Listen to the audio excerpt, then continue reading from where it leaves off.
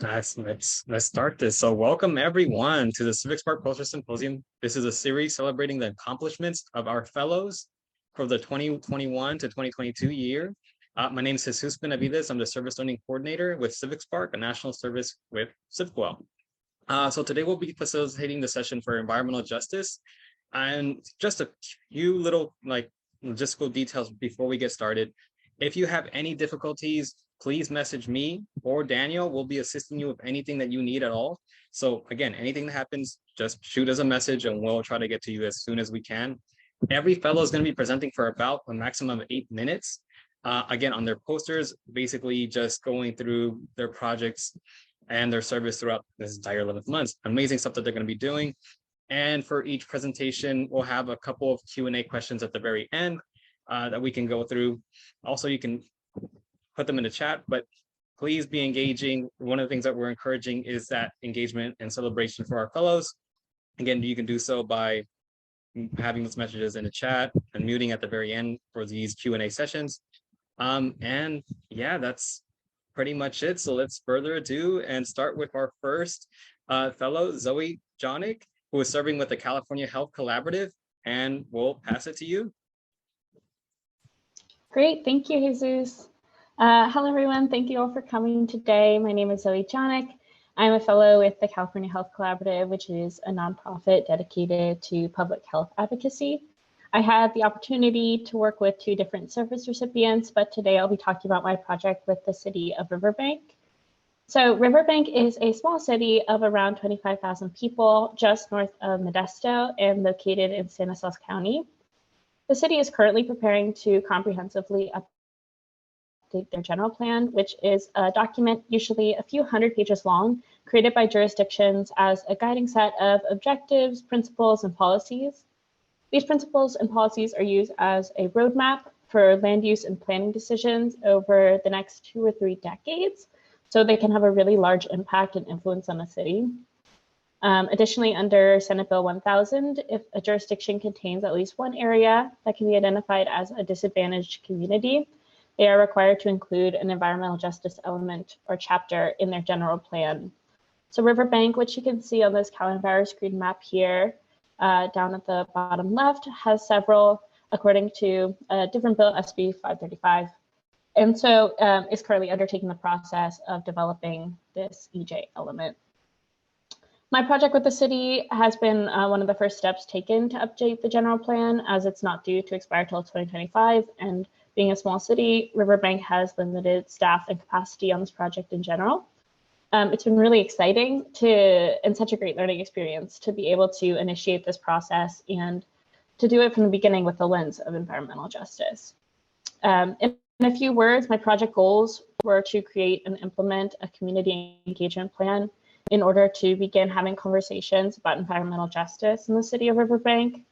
We wanted to inform the community about what environmental justice and the EJ element are and how people could get involved. We also wanted to hear directly from the community about what issues they viewed as being the highest priorities, as well as how to encourage civic engagement, both during this process and beyond. So to do this, I followed the process you see here across the screen, which began with research and identification of some key stakeholders in the city, who I then interviewed.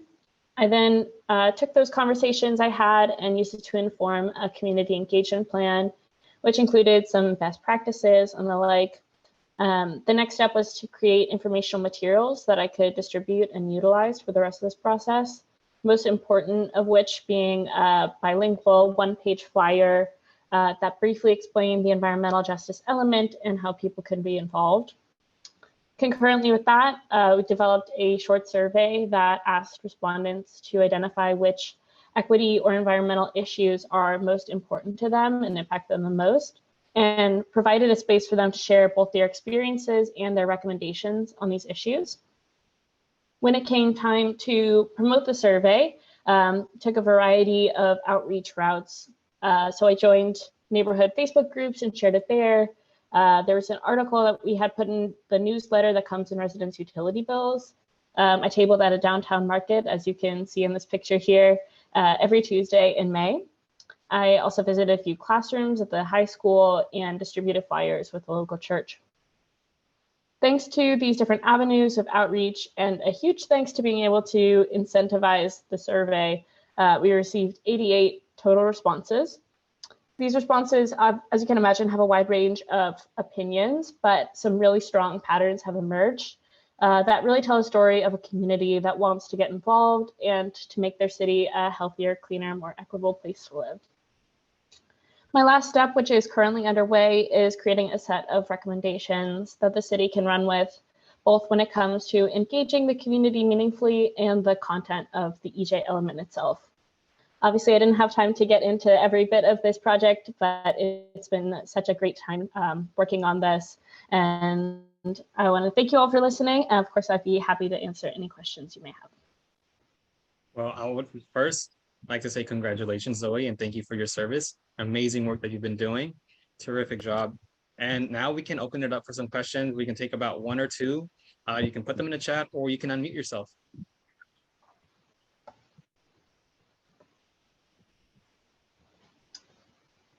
I see one from Mackenzie. Oh, I'll let you go, Zoe. And no, I was just going to read it out. From Mackenzie said, what were some of the highest needs, issues, and or solutions folks identified in the surveys?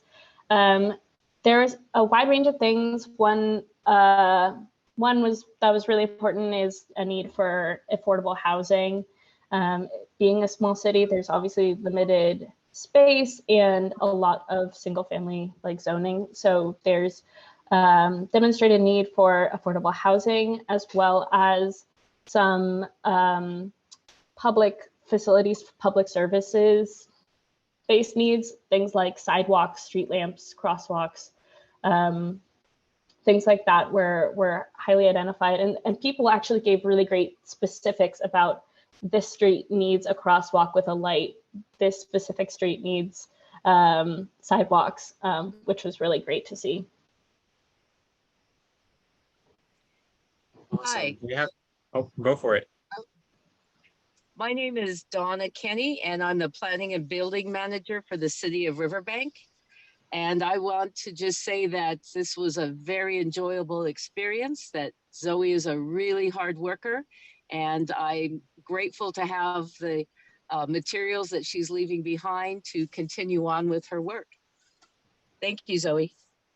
Thank you, Donna. It's been great working with you. Awesome. Well, thank you again, Zoe. We really appreciate your efforts and your work. So next up, we'll hear from Cecelia Bell, serving with the County of Santa Barbara with the Climate Collaborative. And then also we're going to be followed up by Jasmine Rosales, serving with Reinvent South Stockton Coalition. So pass it off to Cecelia.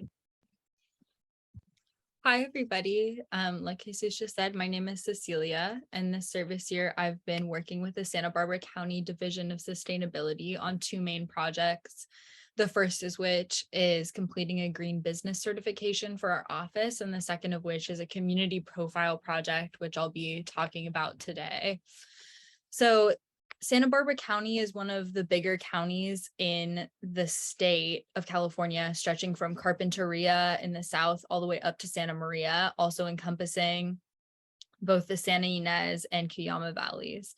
So there are many unincorporated communities, many of which are considered disadvantaged and underserved communities in the county that are under the jurisdiction of county government.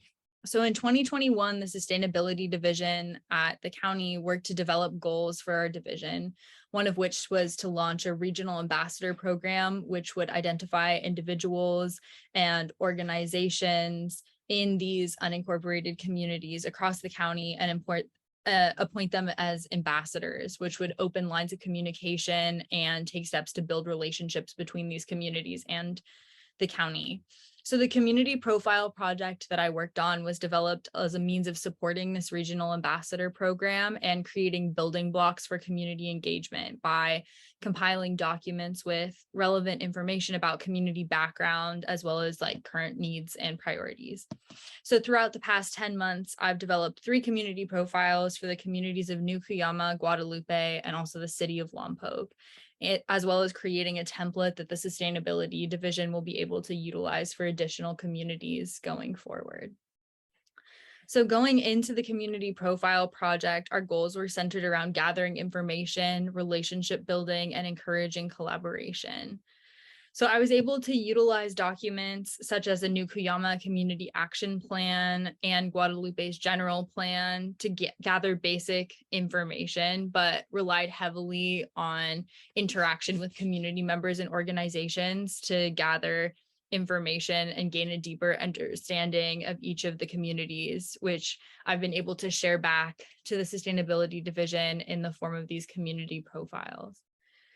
So throughout the research and drafting process, I definitely learned a lot about community engagement and the central role that trust and relationship building plays. So taking the time to speak directly with communities and continuing to show up after initial contact is essential for improving relationships between local governments and the jurisdictions they serve. Particularly site visits, so showing up in person in these communities, was also really helpful for understanding community feel and priorities. But the most important thing that I learned during this process is the importance of listening before making any assumptions about needs or priorities that a community might have. So currently the Sustainability Division is in the beginning stages of applying for a collaborative grant with the communities of Guadalupe and Lompoc. The Regional Climate Collaboratives grant that they're currently in the process of applying for will enable these communities to work together to enhance community resilience and better prepare for climate emergencies in the future. And the community profiles that I developed for both of these communities have helped to fill in relevant information for the pre-proposal that was just submitted. So going forward, it will be important for members of the Sustainability Division to work to maintain open lines of communication and to continue to prioritize relationships that have been built with the communities that have already been profiled through this project. So building trust is obviously not a one-time thing and really requires continued work and engagement to truly make the difference. So additionally, the county can continue to work with these unincorporated communities and others to develop potential or to identify potential grant opportunities and to support the application process, as many of these communities don't necessarily have the capacity to do so on their own. And finally, the Sustainability Division will be able to utilize the template that I developed to draft profiles for other unincorporated communities in the county and to continue to build relationships and engagement in the process. Thank you. Well, congratulations, Cecelia.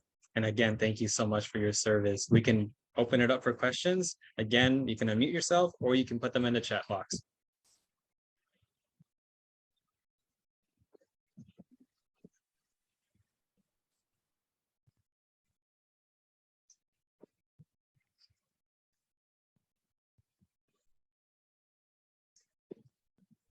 And we have one question. I'll read it off for you. Okay, great. And so, wait a minute, I lost it. Is there anything that you learned after engaging with these communities that was surprising or different from the initial assumptions of the needs of these communities?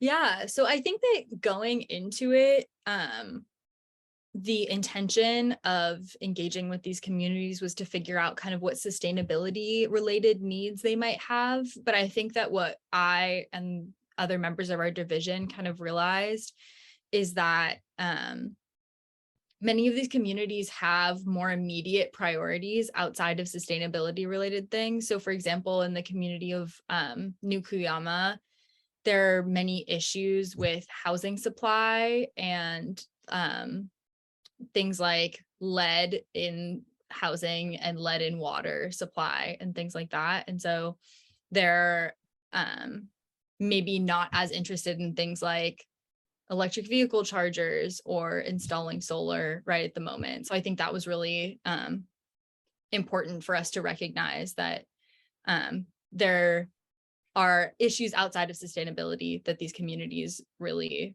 are most concerned about. Definitely. We have another question from Kaylee. So cool to see the target efforts to engage North County in sustainability. Can you share more about this collaborative grant? Yeah, I can share just a little bit more. So this collaborative grant is to help start what is called a regional climate collaborative. Yeah, there's like a link to more information about it in the chat if you're interested in taking a look. But I think it's encouraging collaboration between two communities to address resilience challenges and providing funding to do so. So, and then we have one final question from Brian. Was language access an aspect of this project? Not entirely. I think that definitely that could be something that we could focus on in the future, and ensuring that materials and outreach is accessible to everybody, no matter what language that they speak. Well, I would like to say again, congratulations, not Jasmine, Cecelia. We will hear up next from Jasmine Rosales, serving with Reinvent South Stockton, who will be followed up with Julian Nesbitt, serving with the State Coastal Conservancy. So I'll pass it off to Jasmine. Good afternoon, everyone. I'm Jasmine, and my presentation is titled Engaging South Stockton. As a little bit of background, my beneficiary area is the city of Stockton, and my host site is Reinvent South Stockton Coalition.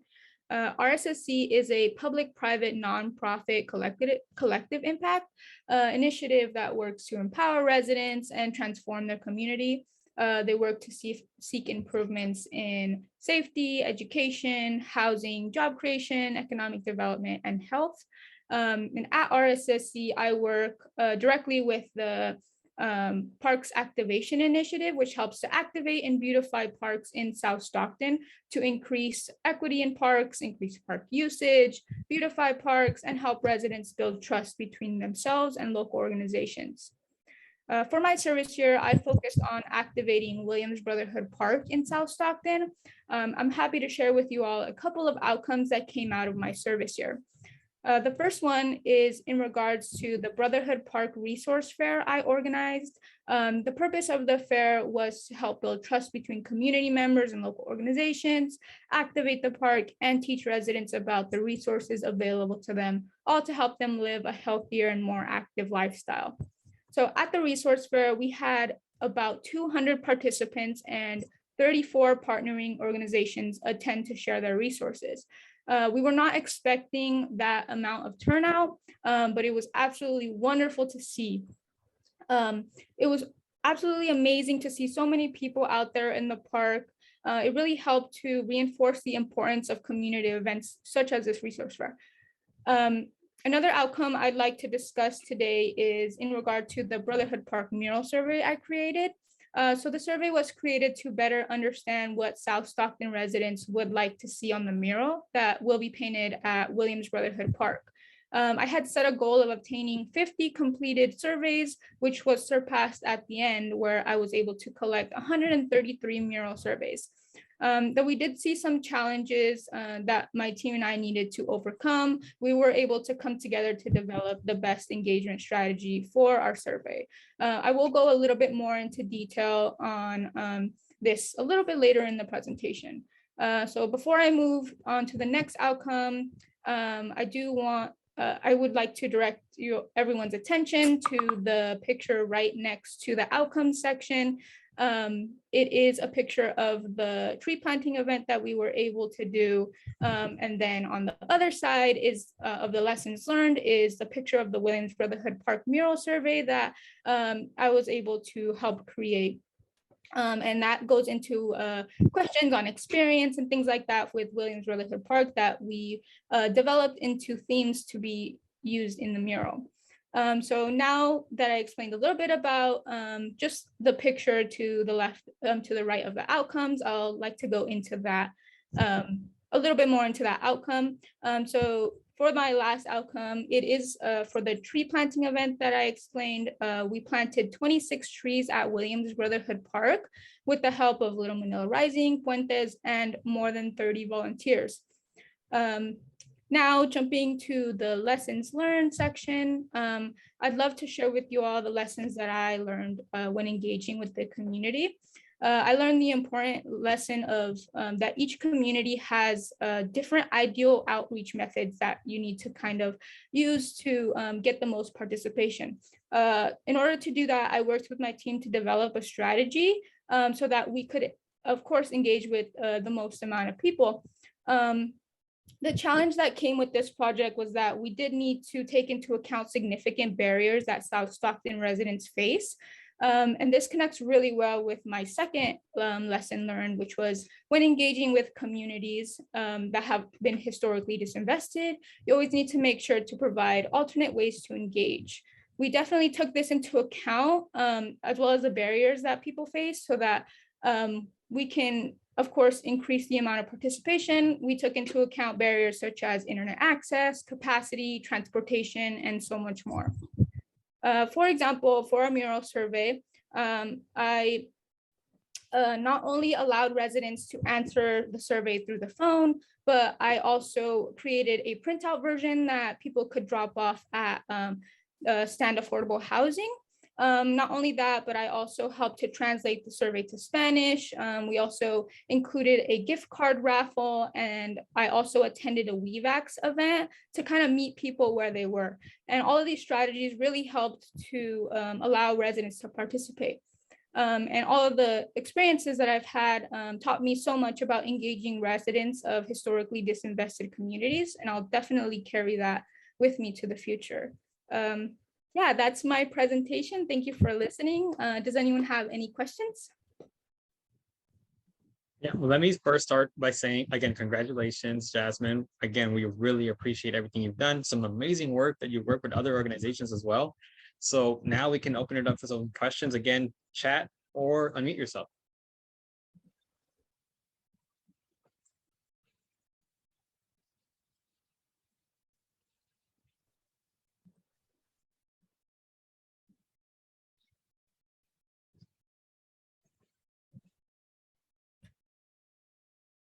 We have Jonathan.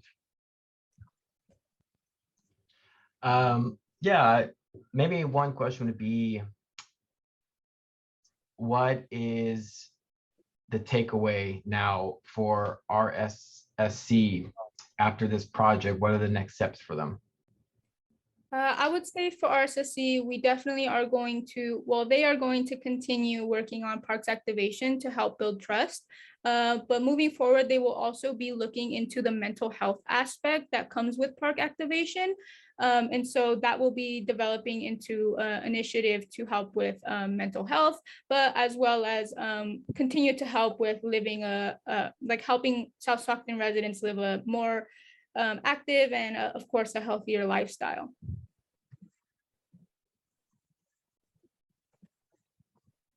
Any other questions? We have time for one more question.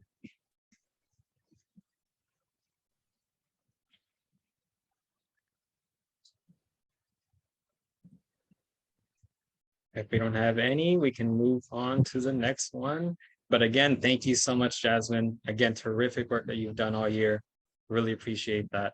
So next up, we'll hear from Julian Nesbitt, serving with the State Coastal Conservancy. Will be followed up by Matthew Renfro, serving with the Sacramento Metropolitan Air Quality Management District. So I'll pass it off to Julian. All right, thank you. Hey, everybody. So my home agency is with the State Coastal Conservancy in Oakland, but a lot of my work this year was with one of their beneficiaries, the city of Santa Cruz. And so an overall theme with that Santa Cruz work was their 2030 climate action plan that they're getting ready to kickstart. And ideally, it's trying to figure out new ways to communicate information and do outreach to residents about the points in the plan in a way that's engaging and easy to digest. And additionally, we wanted to highlight a group of youth because youth are considered priority stakeholders when it comes to the future of our planet. And so showcase in the plan and with the city in general the stuff that youth do in order to advocate for environmental justice. And one way we thought about this was through digital storytelling, which was something I was always interested in during this fellowship, the idea of making videos or other digital tools to tell the story that needs to be told about the environment. So the objective with this project was to use digital storytelling to show youth's role in the environmental movement and see how youth have been helping in Santa Cruz and advocating for their communities, and also seeing what youth believe needs to be changed about the environmental movement and what needs to be better. So my steps involved meeting with the respective leaders of 3 different youth groups via Zoom and storyboard with them. And I actually ended up driving to Santa Cruz myself to film them and their team members. And the result are these 3 videos. So as you can see on my poster, here are the 3 title screens for each of these videos. The first one, Microgrids and Mycelium, covers 2 things. First is new ways of energy consumption in households, and the second is the environmental benefits of mushrooms, such as repairing fire-stricken landscapes. And this was a team of students at UC Santa Cruz who were part of an interdisciplinary program, so different majors coming together to design a product, a new product for the community that directly helps residents.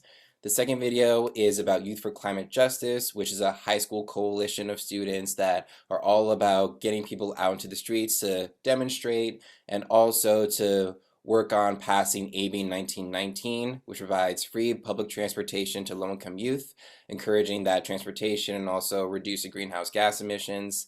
And the last video was back to UC Santa Cruz with the fair trade coordinators who help get products like chocolates and tea that are fair trade to the campus and encourage those that can afford it to buy and help the environment and local communities around the globe that way.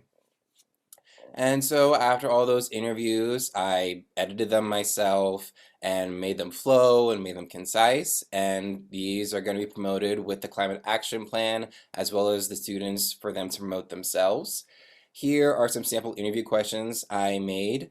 And ideally, these are the ones that I felt could help get the juiciest quotes from students out there, and we can incorporate them in the video. So what was your spark that got you passionate, and what message do you think is getting across, and is it getting across with the environmental movement? And then a couple common themes throughout the videos. Key takeaways was that the students, they believe we need to give people a picture and just have more visions out there in order to spur that participation among residents. And then second is just be more straightforward when talking about these concepts, like you're talking to a second grader, so that everyone can understand them and get behind them. And then of course just centering environmental justice, because that's really integral to environmental activism today. And next steps are just sharing the videos via our website. We have made a City of Santa Cruz official YouTube page for you to check all these videos out yourself. And then in turn, we also submitted the microgrid video to the EPA for digital storytelling contest, which was fun. And it's all about just getting the word out there more about these videos. And I think overall it was a success. We used digital tools to tell a story about the environment and people involved in environmental action in a way that engages people and gets them absorbed in these topics, and also highlights new perspectives about where we go from here as a society. So that is my project. Thank you. Wow, that's so amazing. I've never seen some work like that with you. So congratulations, Julian. Again, like I mentioned to everyone, we really appreciate all the work that you've been doing. Let's open it up for some questions again in the chat, or you want to mute yourself, raise your hand, by all means.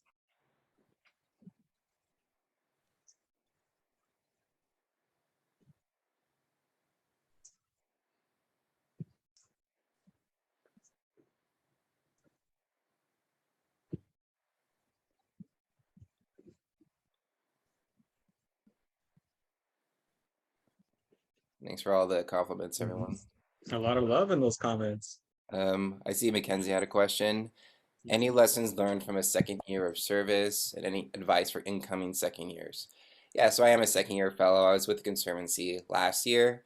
And I guess advice for incoming second years is to find ways to diversify your projects. I think what I was told coming in as a second year was you have more freedom to design your program and your scope the way you want it. So I knew I wanted to get involved in like making videos and digital storytelling, and I made sure that that was incorporated one way or another in my program. And sure enough, the City of Santa Cruz was looking to do a project like this, so it really worked out very well that way. And then any other lessons I learned from a second year of service? I guess mainly I was more comfortable with asking for help, asking questions, and I kind of knew the scope of CivicSpark and my host agency, so I was able to get more into the work right away. So I really appreciated that too. Awesome. Rachel.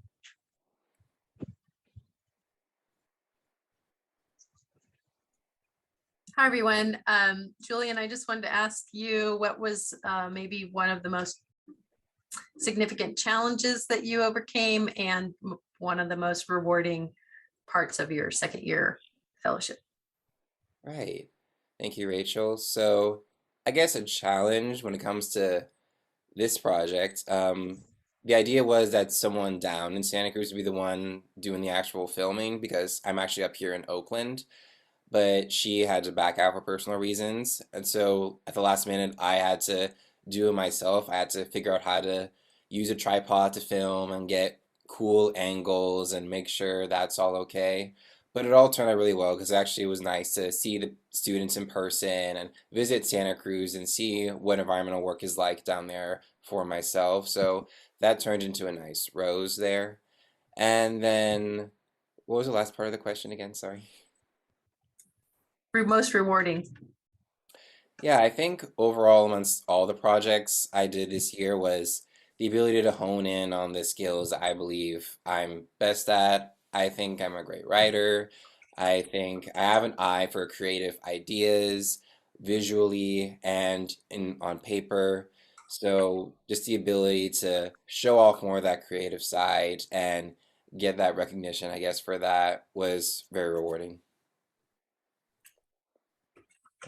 So we have one final question from Daniel. If you had prior video production experience? Not really. I made like one little video, like showing a montage of things I saw during study abroad in college, but that was honestly about it. I just really enjoy like watching YouTube videos, and I knew a few of my friends who were really into it, so I thought it was something I should try too and see what comes out of it. And it all started actually last year when I made like a advertisement for my volunteer engagement project with CivicSpark last year.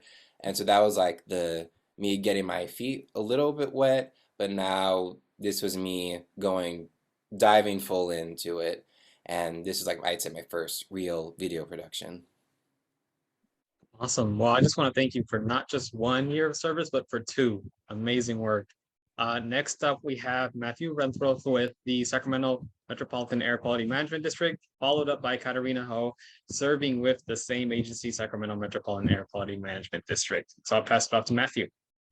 Thank you. Hi, everyone. My name is Matt Renfro, and I'm a fellow serving with the Sacramento Metropolitan Air Quality Management District. And while I've been with the district for the past 2 years, my main project has been helping to integrate public health and equity into 2 statewide tools, the California Air Pollution Officer Association's GHG handbook and the Associated California Emissions Estimator Model, or CaliMod. Today, I will focus this presentation on CaliMod. The project team for CaliMod consists of Air District staff along with a consultant team led by ICF. And as a fellow, I supported Shelley Zhang and Paul Philly, the lead Air District staff working on the CaliMod project. We focused our efforts on developing the health and equity portions of the tool. CaliMod was traditionally used strictly for emissions modeling. And while the latest update brought significant enhancements to that core function as an emissions model, it also has several new health and equity features. First, there's a brand new map screen on the projects that is based on the project's location that pulls in information from CalEnviroscreen, the Healthy Places Index, and CalAdapt. And then we also have a new health and equity evaluation scorecard, which is designed to give community groups and project proponents a framework to identifying top community priorities and evaluating project performance. And I'll show a quick preview of both of those parts of the tool shortly. But in terms of next steps, CaliMod is currently in its soft release phase with a big grand release scheduled for later this year. As the tool has brand new health and equity functionalities, other key steps include training community-based organizations on these new features and supporting them in their uses, and then also tracking these new uses. And then additional steps include collecting and responding to feedback from stakeholders, as well as updating measures and research as research and best practices progress. Now I'm going to go to the next slide where we can take a quick look at the new map screens in CaliMod. Let's see, what's the next slide? It does. Okay, cool. So yeah, this is what CaliMod looks like on the map screen. So this is a brand new feature to give people more of a geospatial understanding of their project site. So it's based on the project location. So the blue little location indicator is where your project is located. So this one's in Fresno. And then it pulls in information from CalEnviroscreen and Healthy Places Index and provides users with those associated scores. Over on the left-hand side, you can see your CalEnviroscreen score, as well as the Healthy Places Index score. And then if the user clicks on like the C individual CES 3.0 scores or the Healthy Places Index scores, it brings up those tools indicators and the associated scores. And then it also shows the adjacent census tracts, those scores for them based on the legend on the right to give people more of a locational context and awareness of where the project is located. And on the next slide, we can see the brand new Health and Equity Evaluation Scorecard. The scorecard uses measures organized into process and outcome measures. Process measures include those in community-centered development, inclusive engagement, and accountability categories. Outcome measures include those in the construction equity, public health and air quality, inclusive economics and prosperity, inclusive communities, anti-displacement and housing, and climate resilience categories. Measures here are scored up to 5 points each to reflect the gradation of equitable implementation. Importantly, the scorecard is intended to be used in direct collaboration with community-based organizations. Moreover, there's a custom measure function of the tool where community-based organizations and project components can develop and score their own measures. This feature is intended to help capture community priorities that might otherwise be missed by the tool. And then the next slide shows what the results are from that tool. So once you fill out the scorecard, this is what the results page looks like. So in the table at the top, you'll see the score breakdown by category, the number of applicable measures, the score, your max score is possible, and then your overall weighted score. And that weighted score is used to give your project an award level there on the bottom right. And we can see in this example, it got a sapling awards here. It goes from like 0 to 40 is acorn, all the way to 80 plus is heritage oak. And then on the left, bottom left, there's the spider chart, which really gives people a visual representation of where their projects are performing well and where there's room for improvement. And so overall, CaliMod is still in its soft release phase as ICF fine-tunes the tool with a grand release planned for the fall, so stay tuned for that. In the meantime, if you want to become familiar with the tool, please visit www.calimod.com, where there are recorded tutorials that go in depth on each of these features and how to use the rest of the tool. It's quite a big tool, so there's a lot going on in there. But yeah, thank you for coming today. And now I'm happy to answer any questions. Awesome. Oh, congratulations, Matt. We really appreciate your service. We already see one question from Jonathan. I see there. Let me try to read that. Let me see what it says. So is CalMod that agencies are expected to use now and that it looks so different? Yeah, so that will be based on what your local like air district or jurisdiction requires. But we're expecting, like, once there's the grand release of CaliMod, for the new CaliMod to be recommended and required in the future. Or if anyone has any other further questions, again, open in the chat or unmute yourself by all means.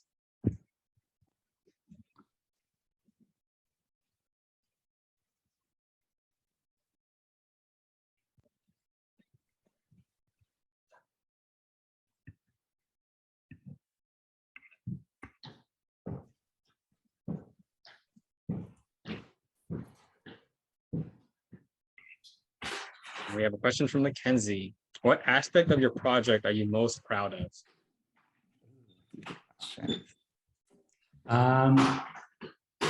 I would say I had the most fun, and I guess therefore I'm the most proud of kind of coming up with and writing and researching a lot of the measures used in the scorecard. They're based on the CAPCOA GHG handbook. There's a brand new chapter in that handbook, chapter 5, that we, Shelley, Paul, and I wrote, and is kind of the backbone of the health and equity evaluation scorecard. So I feel like that was the most exciting part for me, at least. Awesome. Well, again, thank you so much for everything you did, Matt. Really appreciate it. Now, to continue the work from the Sacramento Metropolitan Air Quality Management District, we have Katarina, and followed by Alexa Kerr, who is serving with the city of La Mesa. So, Katarina, off to you. Hi, everyone.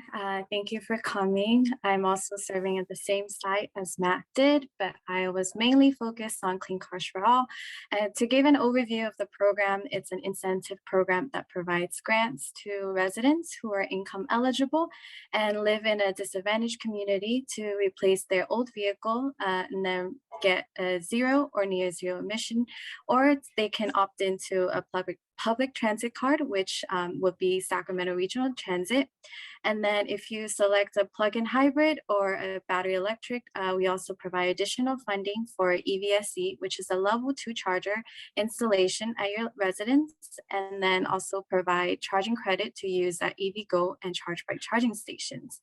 The goal of my project is to evaluate who the awardees are from the VW funding source to better ensure that all communities have access and communities are not missing, and then to better improve the program.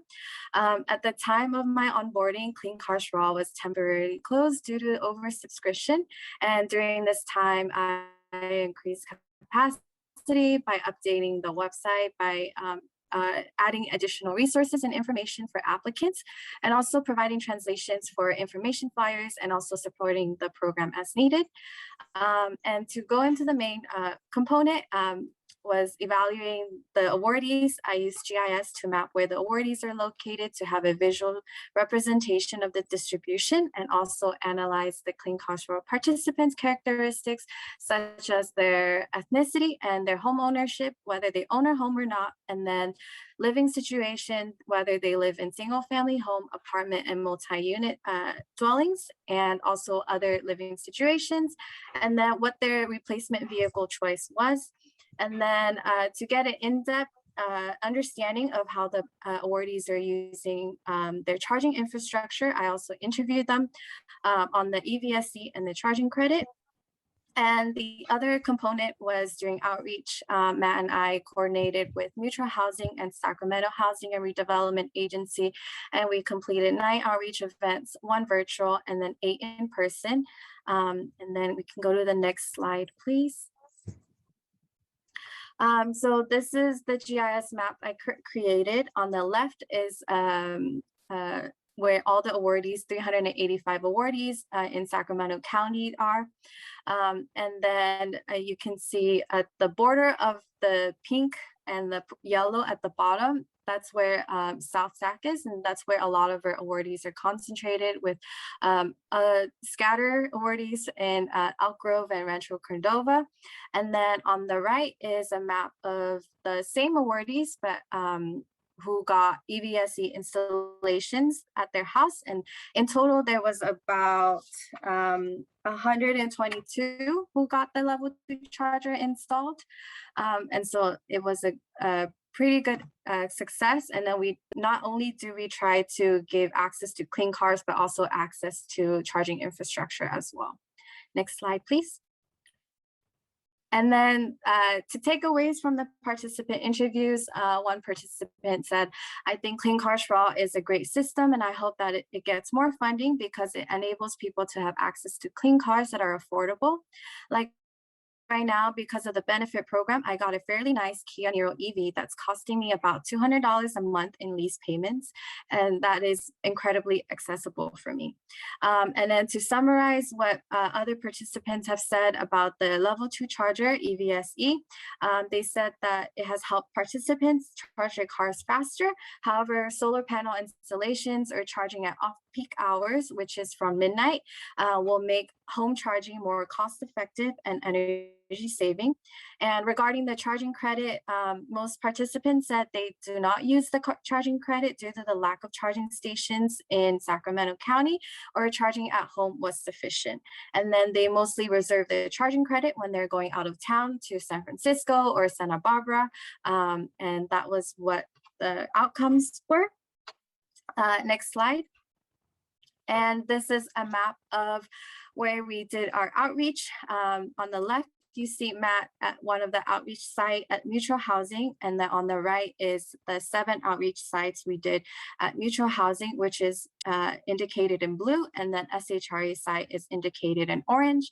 And then as a result of this, we expected more turnout, but we didn't have as much. But we were able to get one-on-one engagement of the residents, which was very helpful for them. Next slide, please. And then this is just all the capacity building that was done, including the website and updating them. And then on the bottom, you see the translation flyers that Matt and I created, which is in Chinese and Vietnamese and Spanish, and not pictured is also in Russian. And then this was as a result of the communities that we will be outreaching to, and then what language they spoke. And then on the left corner, we see the application resource guide, which is where applicants can go to find what the requirement documents are. And this was updated a year or two later after the program opened. And that wraps up my project. Thank you all for listening. Wow, awesome work. Congratulations, Katarina. Again, thank you for your service. Amazing projects back to back from the Air District. Opening it up for Q&A now. So if you can unmute yourself, you can put it in the chat, however you like.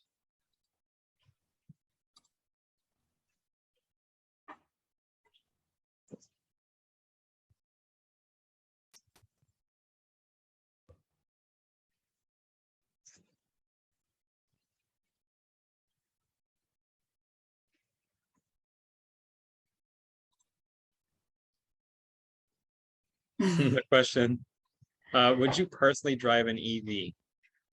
Yes, I would personally drive an EV, and I was debating whether to get a plug-in or EV, but I think I'll just go with EV.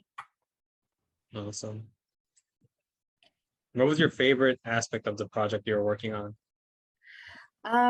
Favorite aspect was definitely interviewing the participants. It was very difficult to call them personally, but then once I was able to get in contact with them and speaking one-on-one of their experience, I had a better understanding of what we have been suspecting, but hearing it from them, it gives more evidence. And so that was really cool. Awesome. And Jonathan? This is great. I mean, I love maps, and I think we're trying to do something similar to the Valley Air District here in Stockton.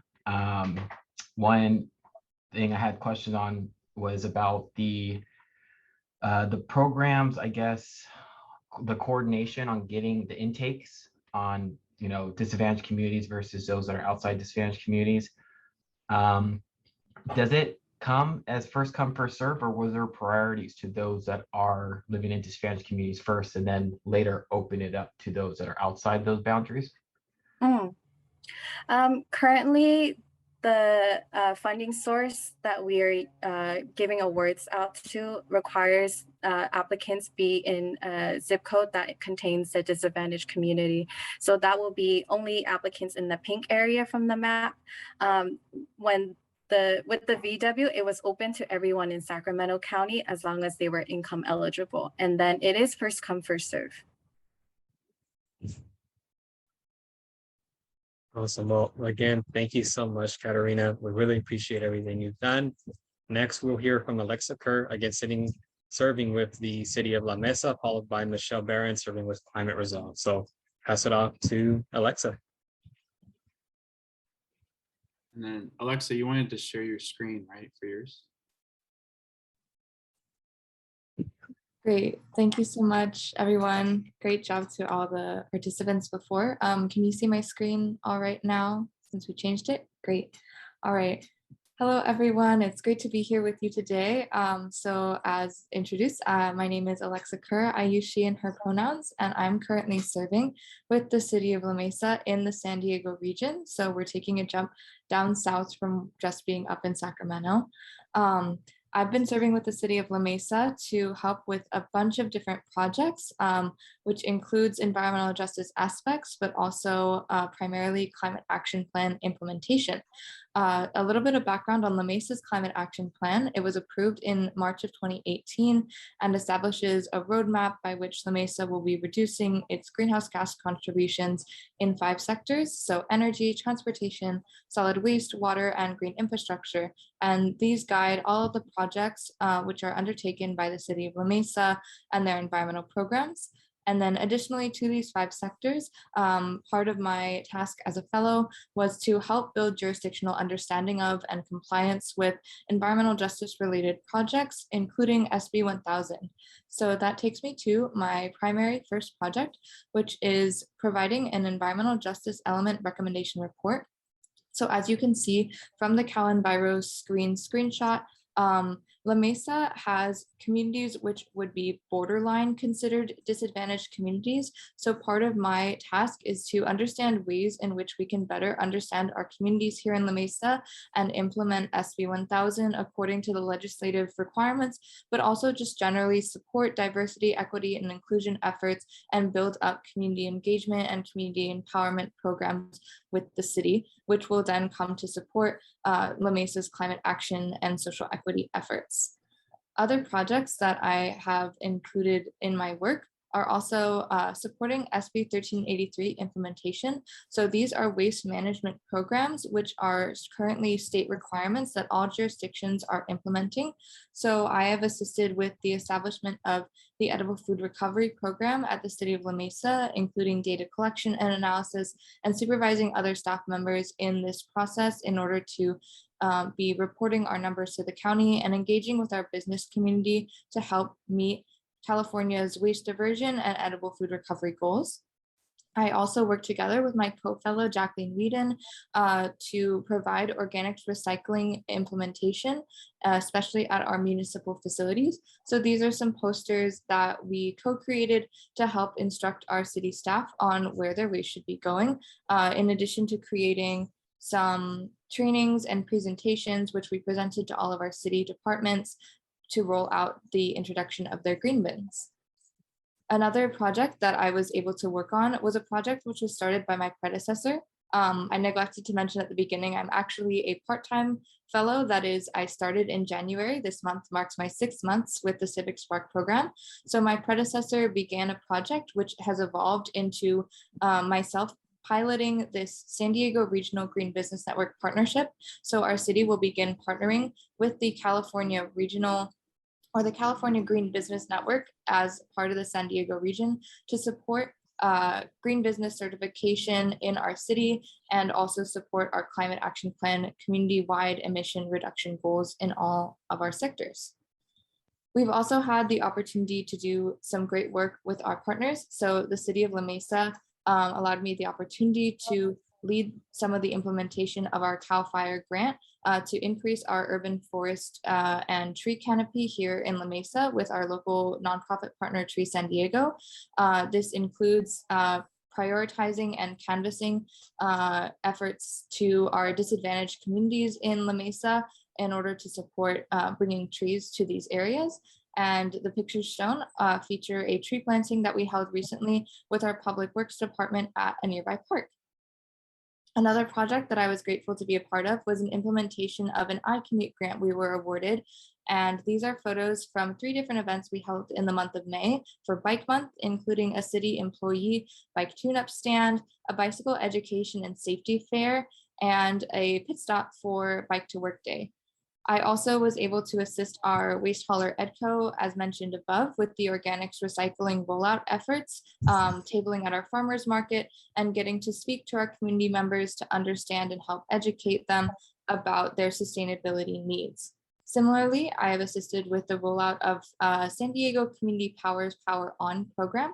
So San Diego Community Power is the regional community choice aggregation of which La Mesa is a founding member.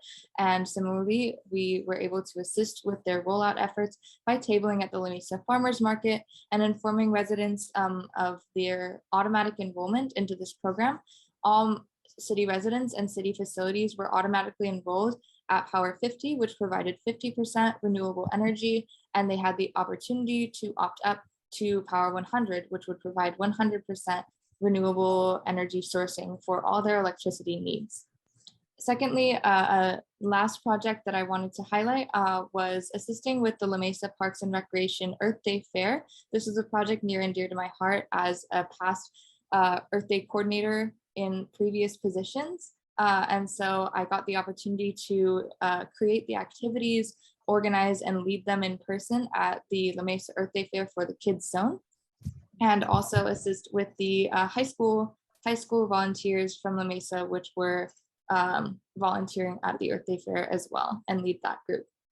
Overall, it's been an incredible experience to work with the city of La Mesa and learn more about the community, what sustainability means to them, and ways in which I can help implement their climate action goals and try and guide them to promote equity in everything they're doing. I also have had the I've also had the opportunity to attend some incredible professional development events with my team, including the Climate Reality Project Climate Leadership Conference in Las Vegas with Al Gore, as well as the ESRI conference a couple weekends ago in San Diego, and receiving new certifications such as my Lead Green Associate. This has been an incredible opportunity for me to continue to develop my professional skills, as well as serve to implement climate action in the San Diego region. And I couldn't have done it without the support of my fellows, as well as specifically my co-fellow Jacqueline Whedon and my wonderful site supervisor, Hillary Ego. So thank you to everyone. And I'd be happy to take any questions you have about my projects. Awesome. Well, thank you, Alexa, for everything that you've done, and thank you for your service. Really, congratulations. We will open it up for any questions. I see that, Jonathan, you have one. If you want to unmute yourself. Yeah. I know that some cities like Stockton they have done a climate action plan back in 2014. The unfortunate part is that they have a really hard time tracking their progress and their commitments, and so it's pretty much like we don't know where we're at on baseline. And so, what is the city of San Diego doing when it's coming to tracking its commitments to these sort of things? Because as a community-based organization, I'm looking to really bringing in tools to help them out. Absolutely. Thank you for that, Jonathan. So from what I'm aware of, the city of La Mesa's original CAP committed to updating their CAP every 5 years. Additionally, a lot of our greenhouse gas inventories and goal tracking comes from the San Diego Association of Governments recap efforts. So it's part of a regional effort that we're receiving this data.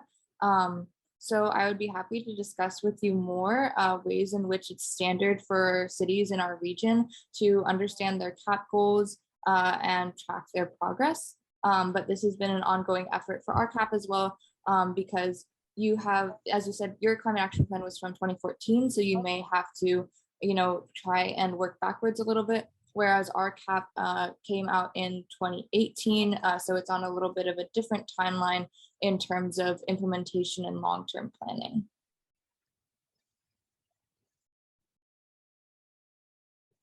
Oh, and annual reports, Jackie says. Feel free to expand, Jackie, if you'd like to unmute yourself.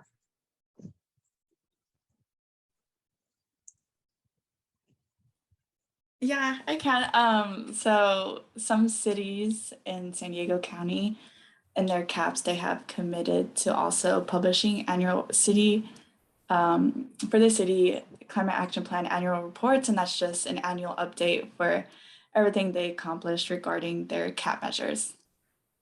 The city of La Mesa so far has published 2, and we are going to publish our 3rd one coming soon. And that was my project. Awesome. Well, thank you again, Alexa, for all the great work that you've done. Next, we'll hear from Michelle Barron, again, serving with Climate Resolve. Will be followed up by Evan Brock, serving with the County of Tulare. And Michelle, off to you. Awesome. Let's give Daniel a moment. Oh, yeah. All right, now you're good. Awesome. Thank you, Jesus. Good afternoon, everyone. My name is Michelle Barone. During my fellowship, I assisted Climate Resolve in facilitating the Inland Southern California Climate Collaborative. And since that is a mouthful, we just say ISC3. So the ISC3 is a gathering place for sustainability leaders from Imperial, Riverside, and San Bernardino counties. They work together to advance equitable solutions in the face of climate change. Through ISC3, we try to connect members to funding. I hope to do this primarily through informational newsletters and member meetings. For example, our upcoming member meeting in August, we'll be having SoCal Edison and the San Bernardino Transportation Authority, who are both ISC3 members, present on funding programs relatable to the region. In addition, the landscape analysis report that I assisted in writing provides information for members and the public on current funding opportunities and resources, including best practices for grant writing and grant assistance programs in the region. The IC3 is also a great network for members to share best practices and resources and also build relationships. I help to strengthen these by assisting in establishing the ISC3 steering committee, which has been helpful in more in-region ownership and just establishing like shared goals and areas of focus. I also developed a meeting archive. Daniel, can you please go to the next slide? Yeah, so this meeting archive is accessible on the ISC3 website. It is a resource for members to use just to access past meeting materials. We used to only have them like based off of emails, so they would have to like search through the emails. So this is just like an easier way for them just to go on the website and go back on the agendas and such like that. And as well just for the public to see what we've been up to. Daniel, can you please go back to the previous slide? Sorry. Thank you. So the IC3 also allows a space to connect to state agencies and elected officials, although we do try to keep guest speakers kind of like regionally focused. The IC3 has had state agencies such as the California Natural Resources Agency present and come just to like listen to the IC3 members. I also helped work on and apply to the Alliance of Regional Collaboratives for Climate Adaptation, or ARCA. Our application was approved and we are now part of ARCA, as can be seen in the map that's there. And we're like depicted in light blue, and all these other colors that you see are other regional collaboratives across the state. Being a part of this group would be helpful for the IC3 by allowing regional goals and activities to be better represented at the state level, and also just to exchange like best practices and strategies with all these other collaboratives. Our processes and coordination of member meetings are all like super important in trust and relationship building. I'll try to come up with a lot of interactive icebreakers in all of like our member meetings, just to help members get like bond a bit more. I think one of the most successful ones was the working from home bingo I created. You can see it in the center. So I think this one kind of helped in establishing the steering committee because it left members in the kind of like happy, connected mood. So it helped to vote on if we should actually like establish a steering committee. And yeah, we all got yeses on establishing the steering committee, and we started it. I also sent out feedback surveys just to identify areas important to the region, recruit guest speakers, choose meeting topics, and just gather general feedback. Educational site visits also kind of provided opportunities to build trust and relationships. We had the opportunity to visit the CARB SoCal headquarters in Riverside. It's something that the members had been wanting for quite a while, and we finally were able to do it, which is really exciting, and it was very eventful. Yeah, it's also pictured in the center here. Although I did accomplish a lot this year, of course, there's still work to be done. Whoever's going to continue to work on this project will continue to monitor contemporary topics just to keep, the members' interest in mind, find ways to spotlight climate action in the region, especially if they're related to any climate action that members are doing. Also continue relationship and trust building, and especially in like the hard to reach places. We've been having some trouble like reaching out to Imperial County, although they are part of ISC3. That was kind of one of my goals. It was a little bit difficult to do that. So we would like to get that kind of relationship and trust building going too. And also updating the IC3 website. Members of the IC3 have also been pushing for the collaborative to be more action oriented.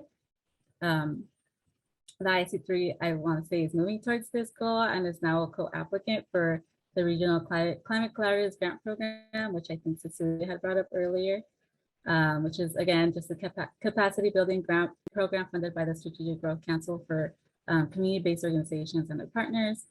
And finally, we would like CBOs to review the landscape analysis report that I helped work on and just provide like general feedback on what should or shouldn't be included in the next version, just to have more kind of like community voices in the report. And that is all for my presentation. Thank you very much. And I'll accept any questions now. So, well, congratulations, Michelle. Amazing work. Always good to hear the amazing work that's being done at Climate Resolve. Again, now open up for the Q&A. You can chat them, you can raise your hand or unmute, however you like.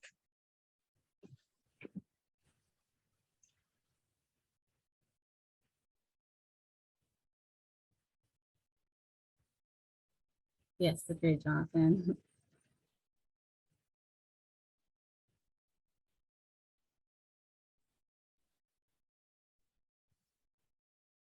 I can ask then, what was your highlight for your project? What was your favorite part? I want to say like working on the landscape analysis report, just because it was like, it's super long. It was basically like a climate overview of the region, demographics and all that kind of basic stuff. And then doing like funding opportunities and resources related to the region. So yeah, it was a lot of research, yeah, meetings and all that kind of stuff, and looking through maps, using CalAdapt, looking through, you know, like all these websites. So yeah, when I kind of finally like finished doing the first draft and like shared it out to be reviewed, it was kind of like, wow, like I actually did this, and just getting, you know, like the feedback, it was like awesome. And yeah, it's super cool. Awesome. And we have one question from Mackenzie. So what are some of the differences you saw as some of these aspects, needs / assets of the ISC3 region as compared to other parts in the state? What are some differences you saw? Okay, yeah, well, I think, yeah, I've done a lot of like going to different workshops and hearing, and like I live here in the area too. So I think it's usually like we always feel like we're kind of like either like pushed towards like, you know, like the LA like region. So our kind of like areas of focus or like our priorities or our worries aren't like usually paid attention to. And this is something that we continually heard. And yeah, I think it's just, yeah, like a lot of like focus here is about like warehouse industries and bad, like really bad air quality. The like relationships between government and CBOs aren't, there's like a lot of tension there.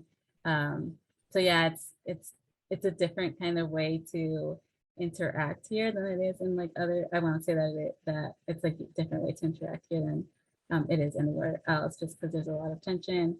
And yeah, there's always just the low funding availability here and capacity, which are, you know, like interconnected, right? If we don't have enough funding, you can't get more staff. And then if you don't have that staff, we can't, you know, like apply for grants and all that kind of stuff.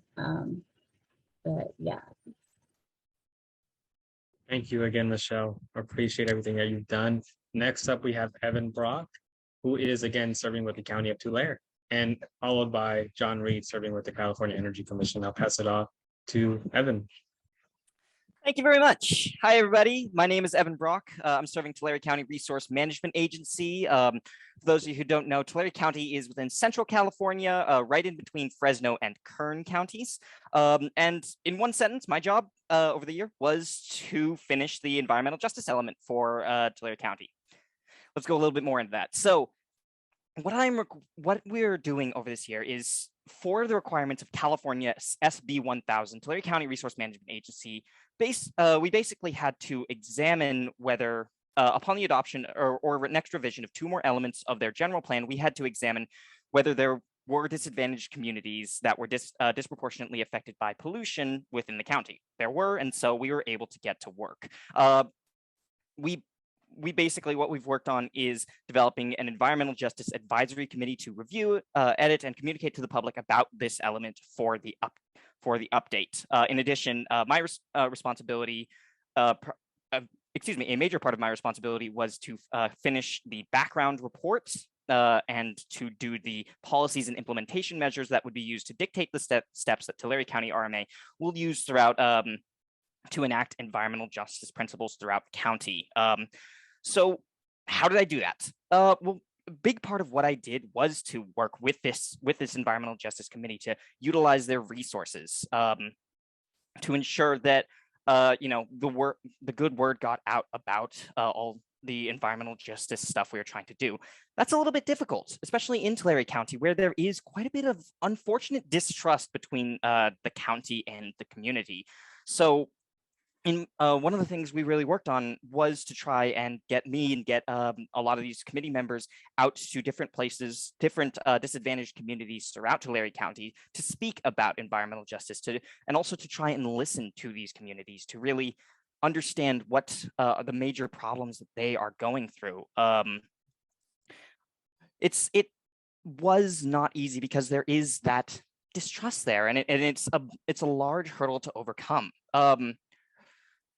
But we had some very good meetings, as you guys can see from the picture there. That is me talking with much longer hair. But it was a very productive meeting. Another challenge to overcome was the fact that environmental justice itself is not the most popular idea within Tulare County, and specifically to the Board of Supervisors and to the Planning Commission. The good thing is that over the year, I managed to finish the background element and the policy documents. So now it will eventually go to the Planning Commission and the Board of Supervisors for a vote. And some of them aren't too keen on it, no matter what kind of shape the element would appear in. And so what it does come down to is, again, utilizing the resources of the Environmental Justice Advisory Committee to communicate with the public, to communicate with these planning commissions and these Board of Supervisors, to try and work with them to see the benefits of the environmental justice community. The environmental justice element. In many ways, it's a bit of a cyclical process.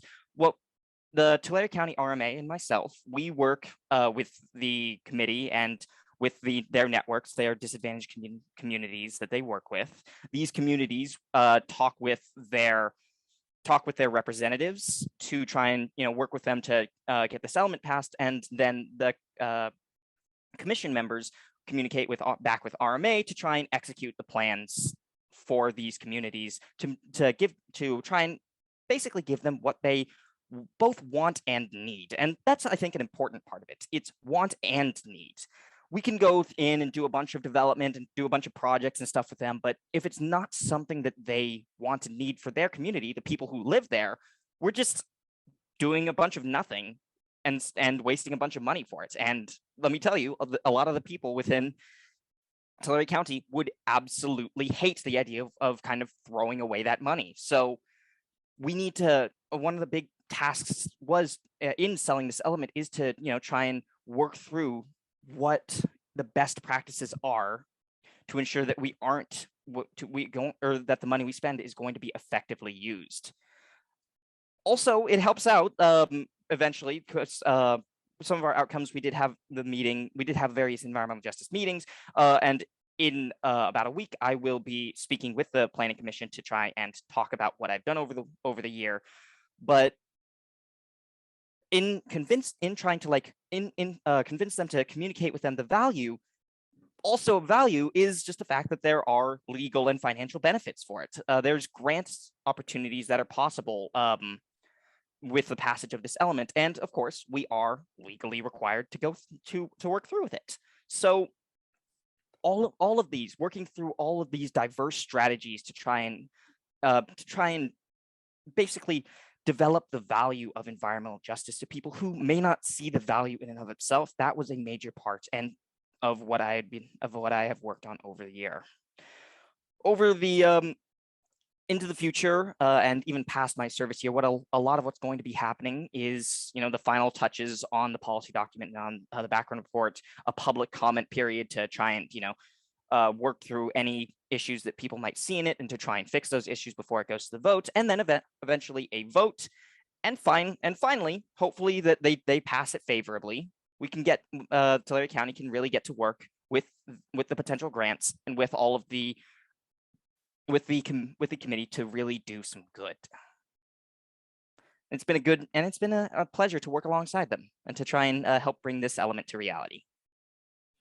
Are there any questions? Well, first, let me say again, congratulations, Evan, and thank you for everything you've done and for all the service you've done for us.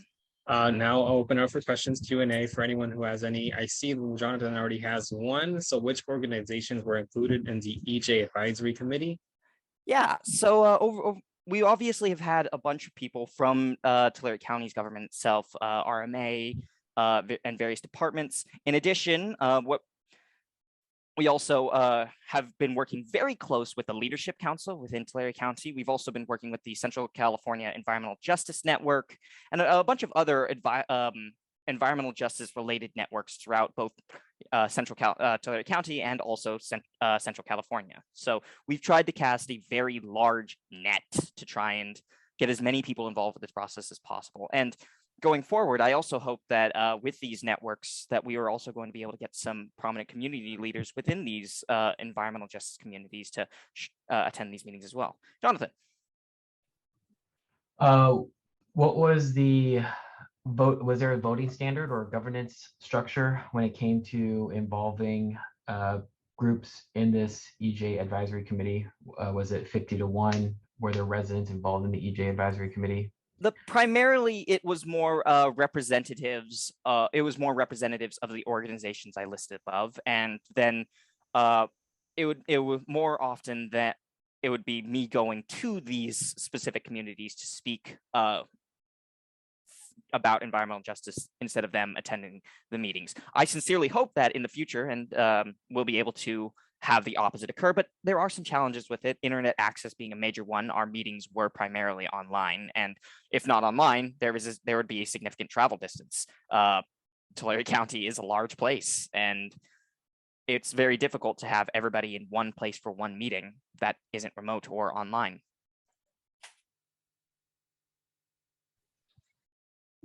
Awesome. Well, thank you, Evan, again for everything you've done.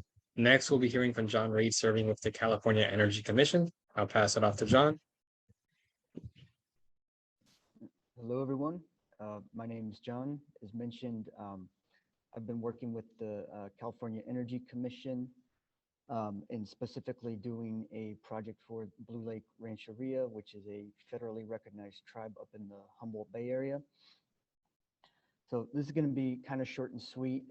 This project is relatively new. We've only been working with them for about a month due to issues with my originally scheduled project. But basically, what Blue Lake wants to do is they want to set up something called a Technical Assistance Hub, which, in case you're not familiar, it's kind of a catch-all term for essentially sort of resource center, and resources can be defined various ways, but this would be related to the issue of energy and specifically helping communities and businesses and individuals get in touch with clean energy, renewable energy resources that they might not otherwise have access to or be aware of.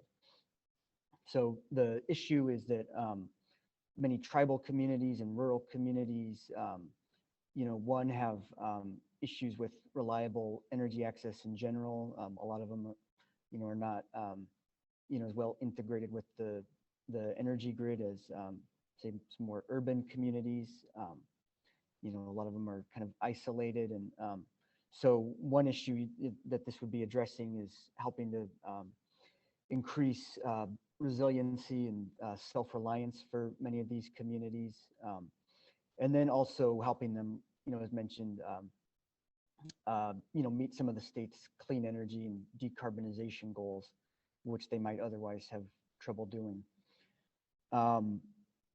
So yeah, so this term technical assistance, this is one that is used a lot in this field, but it can mean a bunch of different things depending on what organizations or communities are looking for. But generally, there are three broad subcategories of kinds of resources people might want to use, and that's mainly going to be financial. Do they need access to funding to get projects off the ground? Do they need technical or technological help?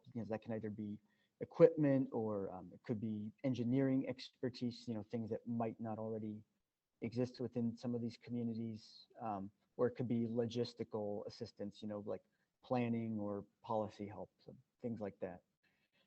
So it's going to be different for each region and each community, but it's just kind of a matter of finding out what communities need and then bringing those resources together in one place.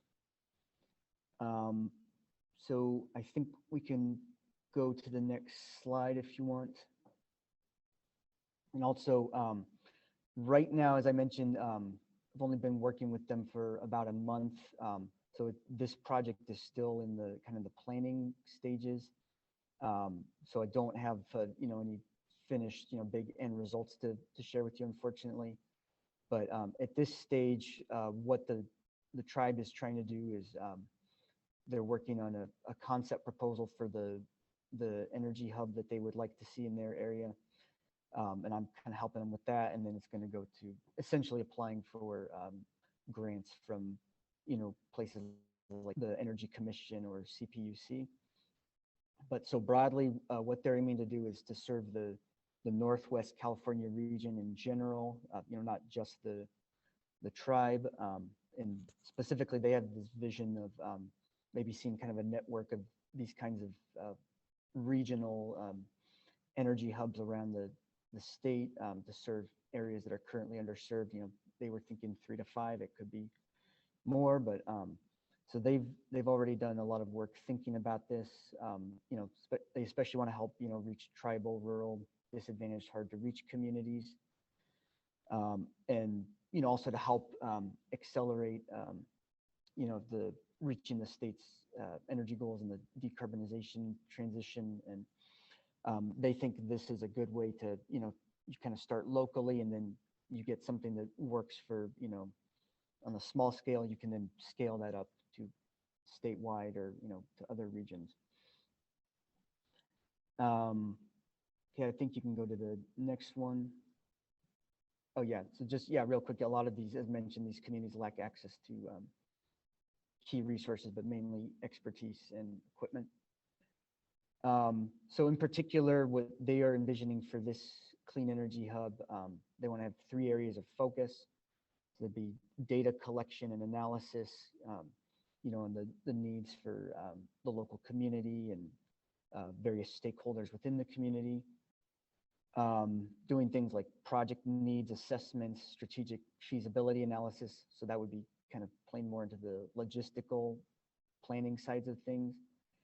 And then they also want to build a workforce and contractor ecosystem, with members that are knowledgeable on electrified technologies. So obviously there are people out there who are already working in this field or who know about it, but community members, local businesses, residents may not be aware. So it's about kind of, it's essentially kind of relationship building, putting people together, bringing together, people who have this need and then the people who can fill that need.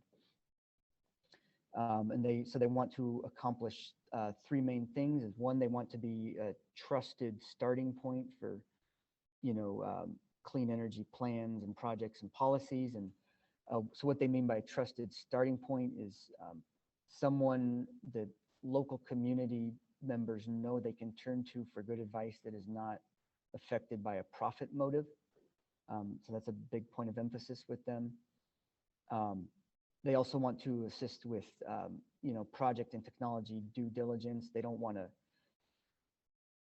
get projects started that aren't going to work, or you know, put out technology that's going to work, because that can turn people off of doing things like this. And so you know, if they can kind of vet things a little bit beforehand, you know, they think that would be fulfilling a key need.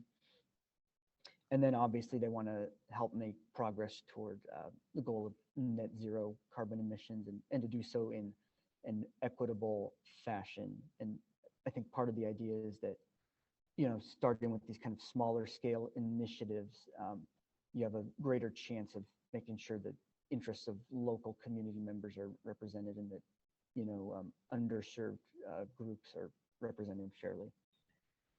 And then so just some examples of possible initiatives that could be undertaken, you know, once this hub gets off the ground, would be things like community microgrid support programs, or investments in battery storage. So again, they don't have any concrete projects that they're undertaking at the moment, because they're still in sort of the planning ideation phase for this. But those are just a few examples of the kinds of things they might do. And then next slide.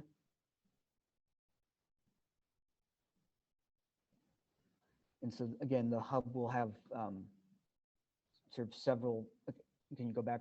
Thank you. We'll have several main components, some of which kind of already mentioned, but again, it's policy support and outreach, connecting communities to technology and programs, you know, because there are a lot of, you know, things like grant programs out there that, you know, people can use right now, but may not be aware of. Technical support for project designs, knowledge creation and transfer, by which they mean, you know, creating knowledge among, you know, the workforce and businesses and people who are actually going to be implementing energy projects. Again, establishing these vendor contractor networks, you know, kind of build up that ecosystem. And then education, you know, for the general public, and that includes all levels, K through 12. I think the phrase they use is K to 65 or something like that. But basically, K through 12 and beyond, you know, all throughout the lifespan, and then workforce development. And so at present, they're still, you know, thinking about how to get this off the ground, but what they're looking for is they want to get a grant for $3 million to initiate a 2-year launch phase, where they'll start getting some of this off the ground. And so that's kind of what they're working on at the moment, drafting their proposals for that. And so that's what I've been helping them with, doing research on this stuff, and going through their proposal and putting it into a budget request format. So that's basically where we're at right now. And then I guess you can go to one last slide if you just want to see a picture of Blue Lake. That's a picture of the Rancheria. But yeah, if anybody has any questions, I'd be happy to answer them to the best of my ability. Well, again, congratulations, John, and thank you for everything you've done. I had some technical issues, but I'm back, and Q&A time. So anyone who wants to have a question or just chat at it, by all means.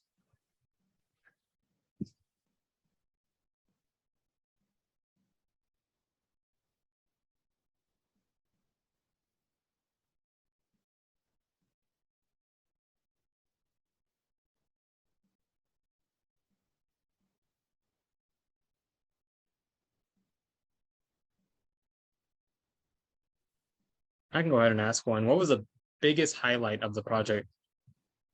So again, it's still kind of just getting off the ground. I haven't even met with my service recipient all that much, but I think just getting the chance to see what they're working on, and the kinds of innovative things that are going on, you know, at the local level, that, like, I would not have been aware of this, you know, without having done this project. And so I think just seeing that is really inspirational, and all the creative ideas and smart people that are out there, you know, trying to solve these really difficult problems. I think that's very inspirational. Certainly. Well, if there's any more questions or any, you know, anything else, I'll just say again, thank you, John, for everything.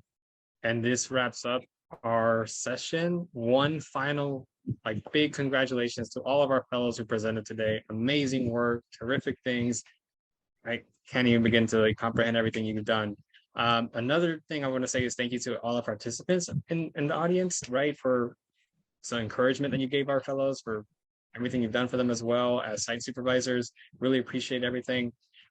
One thing I would say is please continue to support our fellows by reaching out to them on LinkedIn or by email. I'll just put in a link right now for our fellows online where you can kind of connect and have some of their contact information. Get that to you really quickly. You can find it there. And then if you would like to attend additional poster sessions, please visit our website, or you can also sign up for other symposiums and also our graduation celebration on August 11th. Let me put those links in all right now.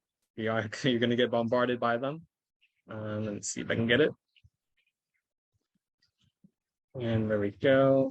But that's the other poster symposiums and then the graduation link.